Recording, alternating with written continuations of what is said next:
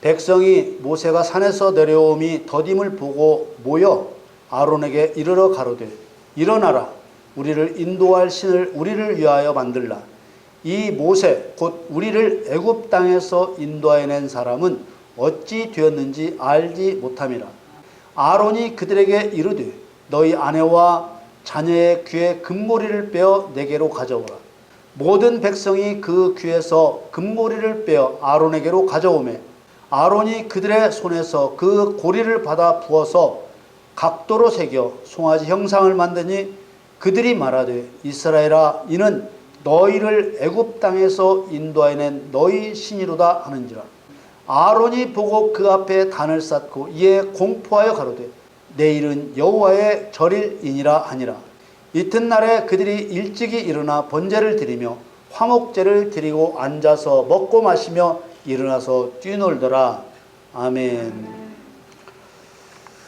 사랑하는 성도 여러분, 하나님을 아버지라 부르는 우리에게 가장 행복한 일은 하나님의 목적을 따라 사는 것입니다. 하나님의 강력한 역사를 통해 애굽에서 해방된 이스라엘 백성들이 모세의 인도를 따라 광야 40년을 거쳐 모압 평지에 도착했습니다. 모압 평지는 요단강을 중심에 두고 서쪽은 목적지인 가나안 땅이요 요단강 동쪽에 있는 평지가 바로 모압 평지입니다. 애굽에서 해방된 이스라엘 백성들이라고 하지만 사실 여호수아와 갈렙만 남았고 하나님을 원망한 사람은 하나님의 진노로 다 죽었습니다. 모압 평지에 모여있는 백성들은 광야의 시험을 통과하고 가나안 정복 전쟁을 앞두고 있는 백성들이었습니다. 하나님께서는 이들을 행복자라고 부르셨습니다. 신명기 33장 29절 말씀에 이스라엘이여 너는 행복자로다. 여호와의 구원을 너같이 얻은 백성이 누구뇨? 그는 너를 돕는 방패시요 너의 영광의 칼이시로다. 내 대적이 내게 복종하리니 네가 그들의 높은 곳을 밟으리로다. 아멘. 하나님께서는 이들에게 돕는 방패가 되어주시고 또 영광의 칼이 되어주신다고 했습니다. 이들이 하나님이라는 방패와 칼로 대적을 정복할 것이라고 하신 것입니다.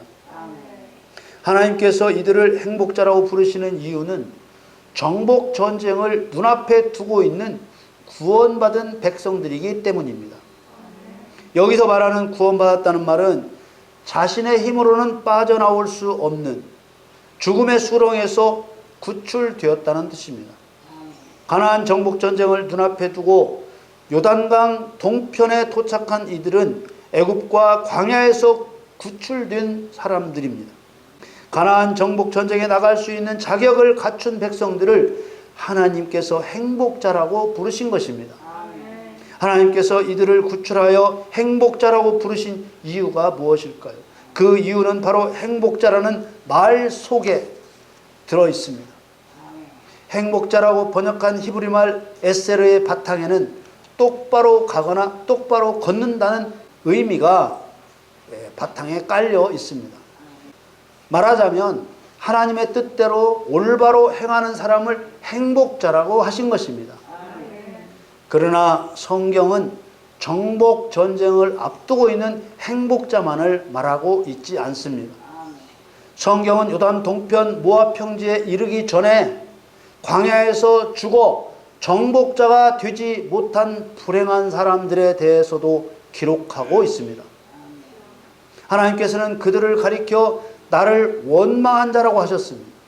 이들은 하나님을 신뢰하지 못하고 어려움을 만나면 불평을 쏟아냈습니다. 하나님께서는 원망한 자들을 가리켜 하나님의 약속을 믿지 못하여 하나님을 시험한 자라고 하셨습니다. 하나님의 말씀에 귀를 기울이지 않고 순종치 않은 자들이라 하셨습니다. 또 이들을 하나님을 사랑치 않고 멸시한 자들이라 하셨습니다. 반면에 갈렙에 대해서는 하나님을 온전히 쫓았다고 하셨습니다. 민수기 14장 24절 말씀에 오직 내 종 갈렙은 그 마음이 그들과 달라서 나를 온전히 쫓았은즉 그의 갔던 땅으로 내가 그를 인도하여 드리리니 그 자손이 그 땅을 차지하리라. 온전히 쫓았다는 말은 그 마음이 하나님으로 충만해 있었다는 말입니다. 불평의 마음을 빼앗기지 않은 것입니다. 이스라엘 백성들이 애굽에서 나와 신의 광야에 머무를 때 하나님께서 율법과 계명을 친히 기록한 돌판을 주시겠다고 모세에게 산에 올라오라고 하셨습니다. 출애굽기 24장 12절 말씀에 여호와께서 모세에게 이르시되 너는 산에 올라 내게로 와서 거기 있으라. 너로 그들을 가르치려고 내가 율법과 계명을 친히 기록한 돌판을 내게 주리라. 그렇게 시내산에 올라간 모세는 40일 낮밤을 산에 있었습니다. 출애굽기 24장 18절에 모세는 구름 속으로 들어가서 산 위에 올랐으며 40일 40야를 산에 있으니라. 그렇게 시간이 흐르자 산 아래에 있던 백성들은 모세를 기다리다 못해 금으로 우상을 만들기에 이릅니다. 오늘 본문 출애굽기 32장 1절에 백성이 모세가 산에서 내려오미 더딤을 보고 모여 아론에게 이르러 가로되 일어나라.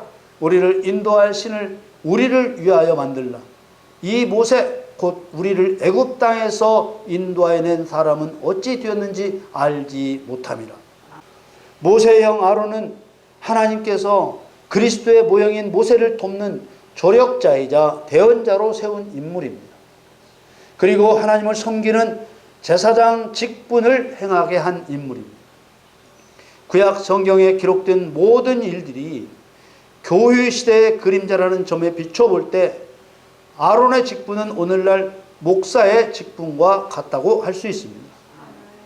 그런 아론에게 우리를 인도할 신을 우리를 위해 만들라고 한 것입니다.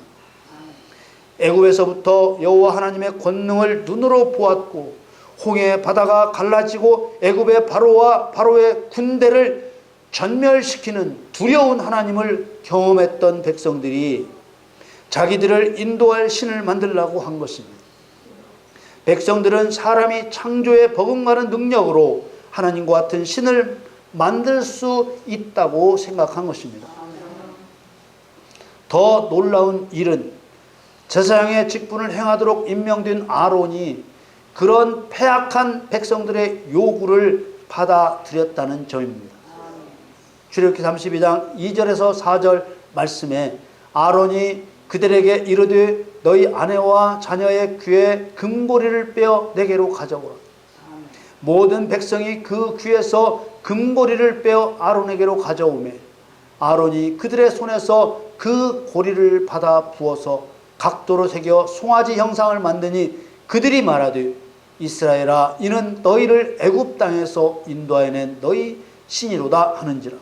아론은 백성들이 가져온 금붙이로 송아지 형상을 만들었습니다. 이들은 며칠 전 시내산 아래에 도착했을 때 10가지 계명을 받았었습니다. 그 첫 번째 계명이 다른 신들을 내게 잊게 말라 하신 것이었습니다. 출애굽기 20장 3절에 너는 나 외에는 다른 신들을 내게 잊게 말지니라. 그리고 두 번째 계명은 우상을 만들지 말고 우상에게 절하지 말고 섬기지 말라는 것이었습니다. 출애굽기 20장 4절 5절 말씀에 너를 위하여 새긴 우상을 만들지 말고 또 위로 하늘에 있는 것이나 아래로 땅에 있는 것이나 땅 아래 물속에 있는 것에 아무 형상이든지 만들지 말며 그것들에게 절하지 말며 그것들을 섬기지 말라.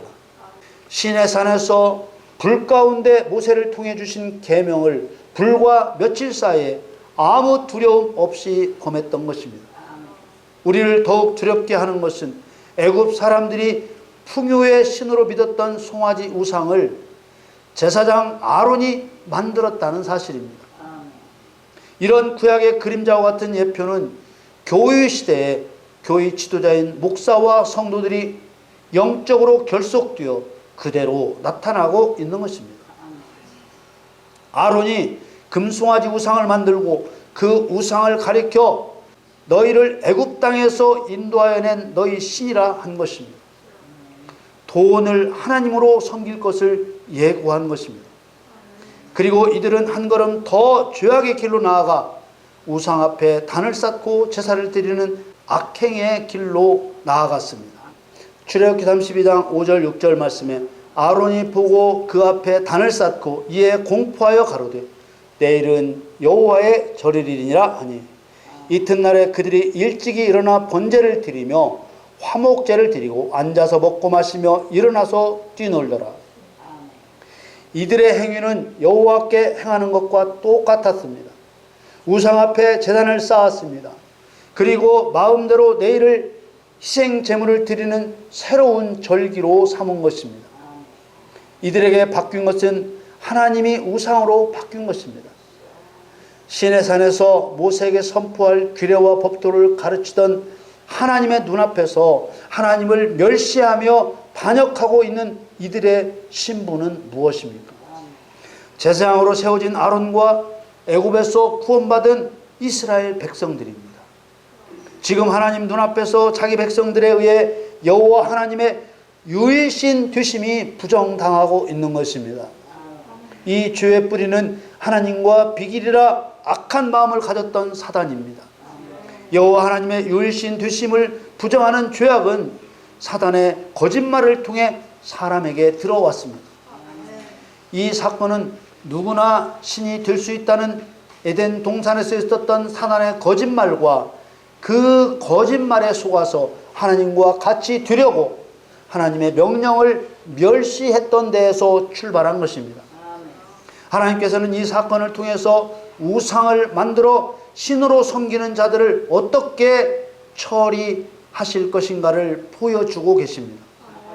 하나님께서는 우상 숭배의 죄를 범한 자기 백성에게 진노하셔서 이들을 진멸하시겠다고 하셨으나 모세의 간절한 중보로 하나님께서 반역의 백성들을 즉각 진멸하시지 않았습니다. 그러나 앞장서 우상 숭배의 죄를 범한 사람들은 모세에게 명하여 제사장 지파인 네 자손들을 통해 죽이셨습니다. 중보란 하나님과 죄인인 사람 사이에서 화목과 화평을 가져오게 하는 일을 말합니다. 그러나 중보자이신 예수 그리스도는 동시에 심판자이심을 잊어서는 안 되는 것입니다. 항상 말씀드리지만 하나님이 행하시는 모든 일에는 양면성이 있는 것입니다. 하나님께서는 우상 숭배하는 백성들을 부패한 백성들이라 하셨고 목이 곧은 백성들이라 하셨습니다. 목이 곧다는 것은 목을 뻣뻣하게 세우고 구부릴 줄 모른다는 말로서 고집이 세고 악한 이스라엘 백성들의 교만과 반역적인 모습을 나타낸 표현입니다. 출애굽기 32장 7절에서 9절 말씀에 여호와께서 모세에게 이르시되 너는 내려가라. 내가 애굽 땅에서 인도하여낸 내 백성이 부패하였도다. 그들이 내가 그들에게 명한 길을 속히 떠나 자기를 위하여 송아지를 부어 만들고 그것을 숭배하며 그것에게 희생을 드리며 말하기를 애굽 땅에서 인도하여낸 너희 신이라 하였도다. 여호와께서 또 모세에게 이르시되 내가 이 백성을 보니 목이 곧은 백성이로다. 모세는 하나님의 이 말씀을 듣고 하나님 앞에서 물러나 산에서 내려왔고 모세의 손에는 하나님이 친히 율법을 기록한 돌판 둘이 들려 있었습니다. 모세가 들고 온 두 돌판을 성경은 증거판이라 하셨고 언약의 돌판이라 하셨습니다. 돌판에 새겨진 10가지 계명은 사단이 저지른 죄에 대한 판결문으로 그 죄에 대한 증거입니다. 동시에 사람들에게는 경계가 되어 사단과 같은 죄를 범할 때는 사단과 같은 형벌을 받게 된다는 경고가 되는 것입니다. 또 언약의 돌판이라 하신 것은 거기에 기록된 10가지 계명은 하나님과 자기 백성과의 계약 문서라는 뜻입니다. 하나님의 백성은 사단을 심판하여 하나님께 영광 돌리기로 계약을 맺은 사람들입니다. 모세와 여호수아는 백성들의 진에 가까이 왔을 때 하나님의 말씀대로 그 마음이 부패하고 목이 곧은 백성들이 금송아지 앞에서 춤추는 것을 보고 콧구멍에서 불이 나올 만큼 화가 나서 증거판 2개를 던져 깨뜨렸습니다. 출애굽기 32장 19절 말씀에 진에 가까이 이르러 송아지와 그 춤추는 것을 보고 대노하여 손에서 그 판들을 산 아래로 던져 깨뜨리니라. 그리스도의 모형인 모세가 증거판을 깨뜨린 것은 2가지 의미가 있습니다. 첫째는 백성들이 하나님을 멸시한 범죄로 율법을 범하여 율법을 깨뜨렸음을 의미합니다. 둘째로 하나님과 하나님 백성들 사이에 맺은 언약이 파기되었음을 의미합니다. 출애굽 때 시내산 아래에서 벌어졌던 최악의 반역 사건은 신약시대의 교회가 돈을 하나님처럼 생각하고 풍요를 준다는 거짓인 바알을 섬기게 될 것을 예고하고 있습니다. 돈을 하나님의 목적을 이루는 수단으로 보지 않고 목적으로 삼게 되는 것입니다. 출애굽 시대에 제사장 아론이 중심에 있었던 것처럼 교회 시대에 물질 만능주의가 조장되고 물질로 신앙의 성공과 실패를 평가하는 죄악의 중심에 부패한 목사가 있게 될 것을 예고하고 있습니다. 금송아지가 여호와 하나님이 아니듯이 돈은 여호와가 아닙니다. 애굽에서 금부치를 탈취하게 하셔서 거금을 가지고 나오게 하신 것은 가나안 땅을 정복한 후에 하나님의 성전에 소용될 금과 백성들의 생활을 위해 빼앗아 주신 것입니다.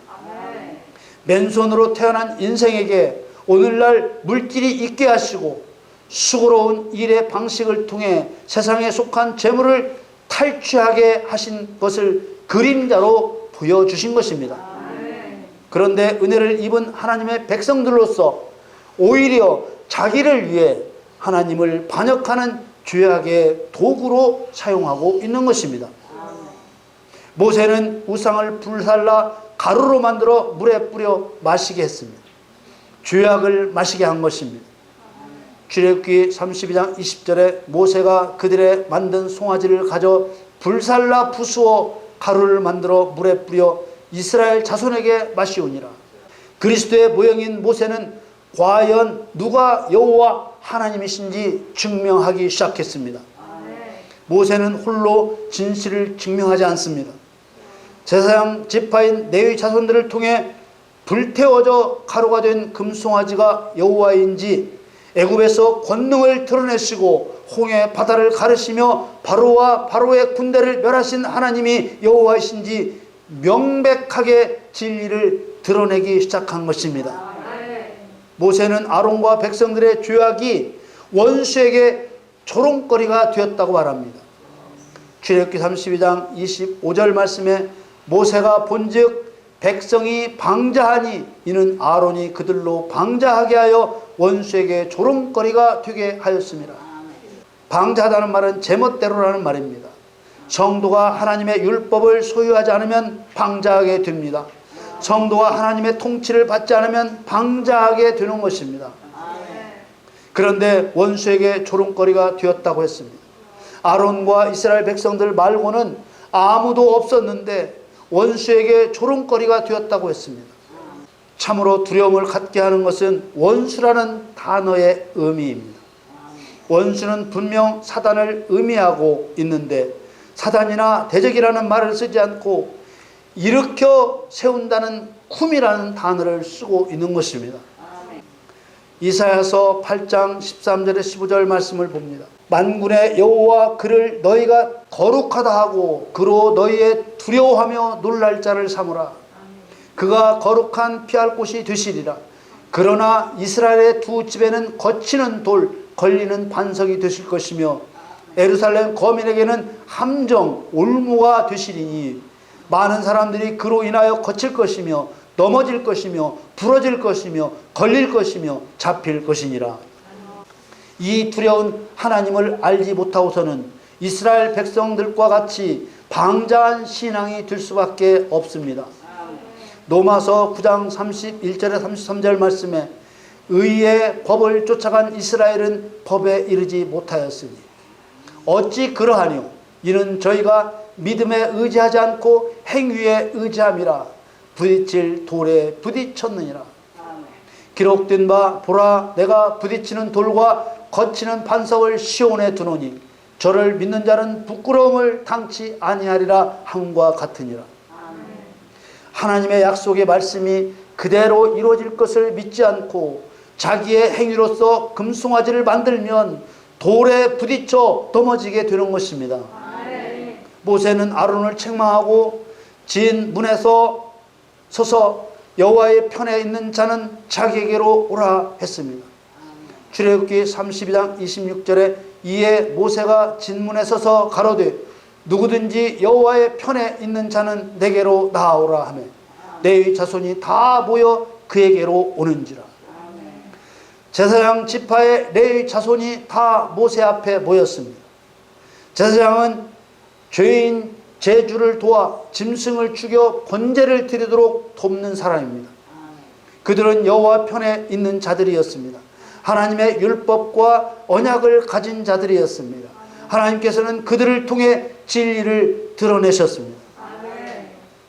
출애굽기 32장 28절에 레위 자손이 모세의 말대로 행하며 이날의 백성 중에 3,000명 가량이 죽인 바 된지라. 레위 자손들에 의해 도륙당한 3,000명은 우상 숭배자들이며 율법을 깨뜨린 자들이며 하나님의 언약을 파기당한 자들입니다. 이들은 하나님보다 물질을 더 중요하게 여기는 자들입니다. 이들은 물질을 수단으로 보지 않고 목적으로 보면서 자신을 천국으로 인도해 줄 신으로 여기는 자들입니다. 하나님께서는 시내산 아래에서 벌였던 금송아지 사건을 통해 교회 시대의 우상 숭배자들을 어떻게 처리하실 것인지를 보여주셨습니다. 사도행전은 우상 숭배를 저질렀던 이들의 마음을 이렇게 표현하고 있습니다. 사도행전 7장 39절에 우리 조상들이 모세에게 복종치 아니하고자 하여 거절하며 그 마음이 도리어 애굽으로 행하여 구원받은 이후에도 세상의 종 마귀의 종으로 살았던 과거에 집착했다는 것입니다. 이런 사람의 속성은 과거가 행복해서만도 아닙니다. 하나님의 백성으로 살아가는 지금이 고통스럽고 처절했던 과거만 또 못하다는 생각을 갖게 해서 하나님의 은혜를 거절하는 자가 되게 하는 것입니다. 여러분, 우리는 하나님을 인정하고 여호와 편에 서는 레위인 제사장이 되어야 합니다. 하나님께서 자신만이 유일한 신이심을 증명하는 이 두려운 방법을 눈이 열리고 귀가 열린 우리에게 열어 보여주셨습니다. 여호와께서는 자기의 이름을 욕되게 하는 것을 용납지 않으시며 여호와의 영광을 결코 사단에게 주지 않으십니다. 여러분 모두 사단의 거짓을 깨뜨리는 진리의 파수꾼으로 승리하시기를 예수님의 이름으로 축원합니다.